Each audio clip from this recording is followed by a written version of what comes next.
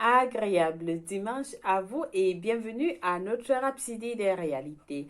Je vous souhaite un bon dimanche à vous tous. Si vous êtes tous installés, je suis la sœur Fabienne de Rion qui vous apporte la présence divine de Dieu là où vous êtes avec la parole de Dieu par la Rhapsodie des réalités. Alors, aujourd'hui, nous allons lire notre passage. Je vous souhaite d'abord un excellent dimanche. J'espère que vous êtes tous prêts pour recevoir cette parole de Dieu qui nous comble du lundi à dimanche. Oui, nous avons ce message qui nous amène dans la présence divine de Dieu. Alors, Pasteur Soyaki le met après ce passage de Philippiens 2, verset 3. Nous lisons notre verset du jour ensemble. Ne faites rien par l'esprit, par esprit de parti ou par vaine gloire, mais que l'humilité vous fasse regarder les autres comme étant au-dessus de vous-même. Loué soit la parole de Dieu. Alors, le passage nous fait comprendre que la traduction amplifiée classique représente notre verset principal dans une perspective plus claire. Elle nous dit « Ne fais rien par motif de dispute, par contention, conflit, égoïsme ou pour des défis indignes, ou incité par la vanité ou une vaine arrogance, pas du tout. En tout ce que nous faisons, nous devons être humbles. Nous devons être humbles. Pas avec arrogance, pas dans le conflit, pas du tout. Cela rappelle la confrontation entre le prophète Élie et les faux prophètes de Baal dans 1 Roi 18. Alors, ça, c'est un exemple très important que nous devons prendre. Nous devons bien comprendre, car certains gens ont eu des impressions autres que ce que cela voulait dire. Certains ont étudié cette partie, et se sont repartis avec l'idée selon laquelle ce que Élie avait fait de se faire voir pour que les autres applaudissent. Mais alors, ce n'était pas vrai. Élie n'a pas fait ça pour son propre bien. Il n'a pas fait ça pour se faire applaudir. Le prophète a défié. Le roi Achab a rassemblé les Israélites et les prophètes de faux dieux. 450 prophètes de Baal et 400 prophètes d'Achéra sur le mont Carmel. Ils devaient préparer un sacrifice et faire descendre du feu du ciel pour consumer le sacrifice.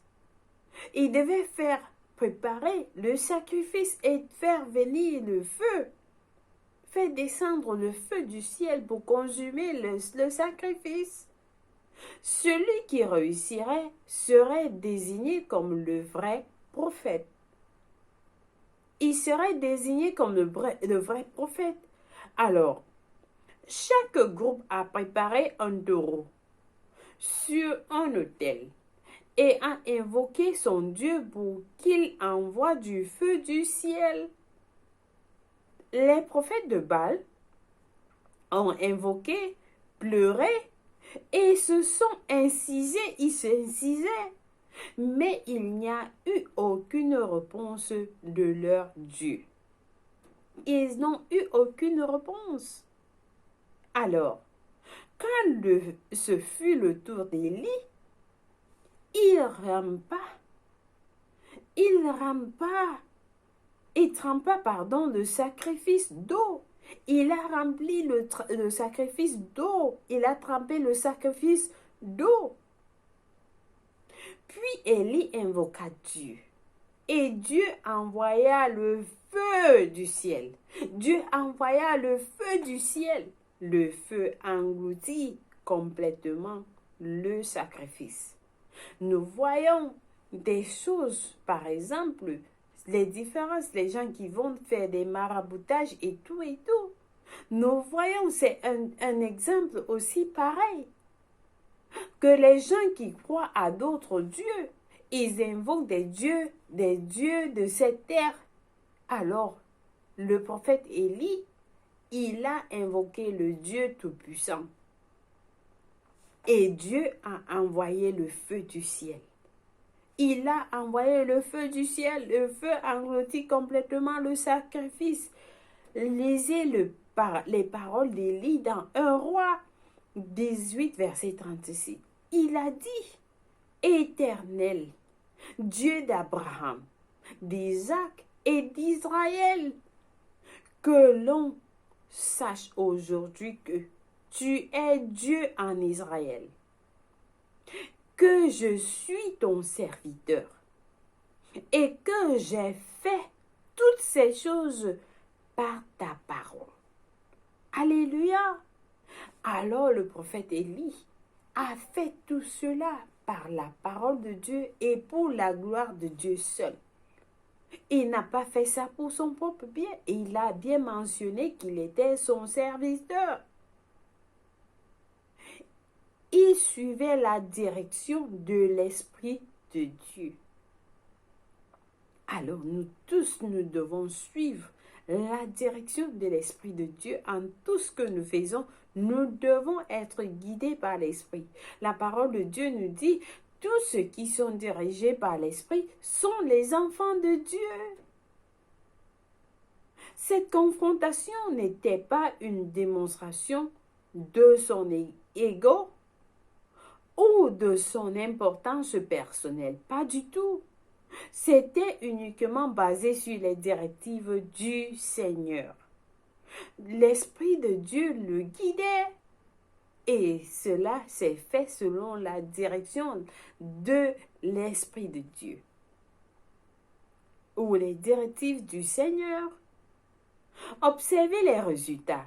Les Israélites ont perdu foi en Achab et ont suivi les directives d'Élie en faisant confiance et en reconnaissant la souveraineté de Dieu.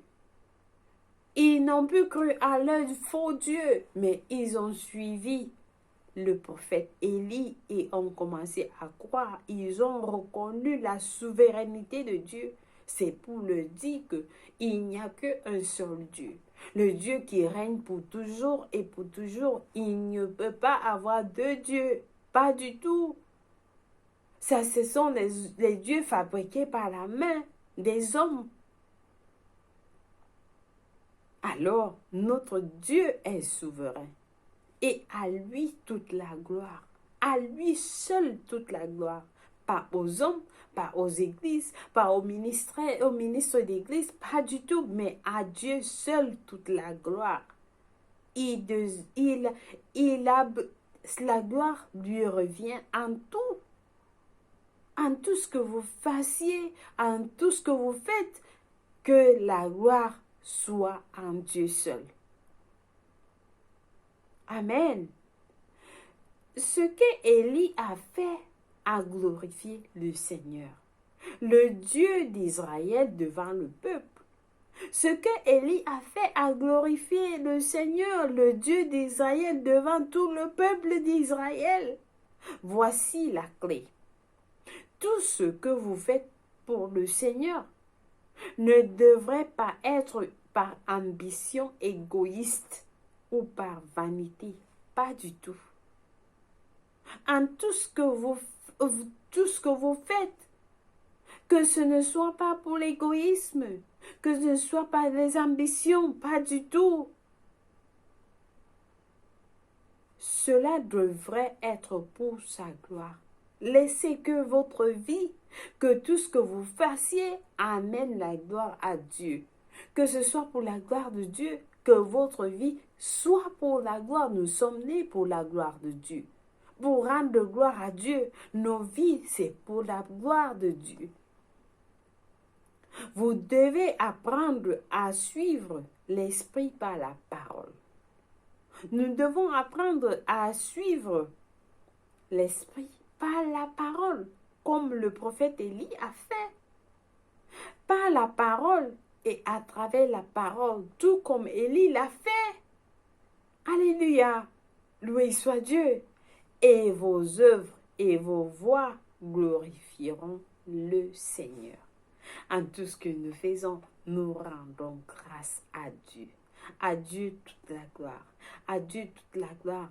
Tout ce que je fais, je glorifie Dieu avec ce que je dis, avec mon travail, avec mes œuvres. En tout, c'est pour la gloire de Dieu. Personne n'a droit à la gloire de Dieu. Pas du tout. À Dieu seul toute la gloire. Loué soit Dieu. J'espère que ce message a amené la lumière à quelqu'un. Si vous n'avez pas su que en tout ce que vous fassiez, votre corps, votre vie, votre travail, c'est pour rendre gloire à Dieu. Pas pour vous, pour honorer et glorifier Dieu seul. Loué soit Dieu. Alléluia. Alors, nous passons à notre prière du jour. Nous prions en disant, cher Père, ta parole est la lumière qui guide mes pensées, mes plans, mes décisions et m'aide à naviguer dans la vie, dans la gloire. Je suis uniquement tes directives. Je suis uniquement tes directives. Et mon cœur est dépourvu de vanité. Par ta parole, je reçois la direction, l'illumination et les perspicacités concernant les ministères et les réalités du royaume. Au nom de Jésus-Christ, Amen. Loué soit Dieu. Alors, nous avons des études approfondies dans 1 Roi 18, verset 30 à 39.